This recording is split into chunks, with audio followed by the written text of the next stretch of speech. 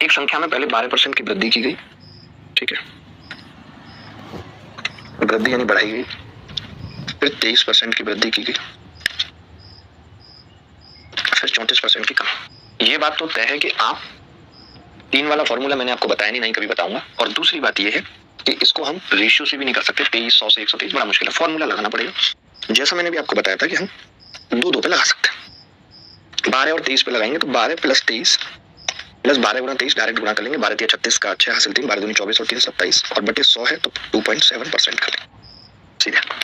ये आगे 23 12 35 और 2 37.76%, ठीक है जी।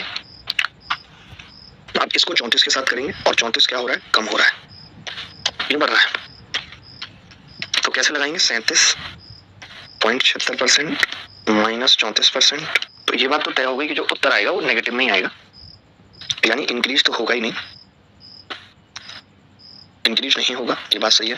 अच्छा, दूसरी चीज ये है कि आपको दिख रहा है कि इतना पॉइंटों में आएगा, तो 10 लगता है आपको आएगा नहीं, चलो कोई बात नहीं, कर लेते हैं। अब प्लस 37.76 है, इसको 75 कर लो, इतने से फर्क नहीं पड़ेगा, इसको 75 कर लो गुणा 34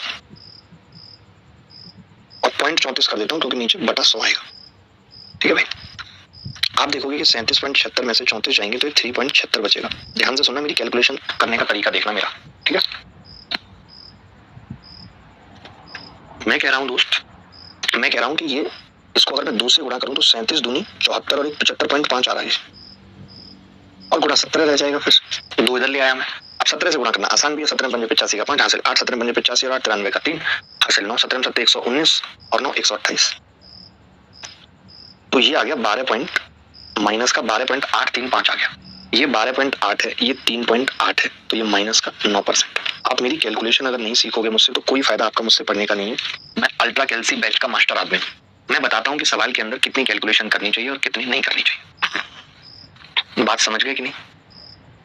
हेलो हेलो हेलो मोहित बोल रहे हैं, बहुत बढ़िया मोहित, बहुत बढ़िया।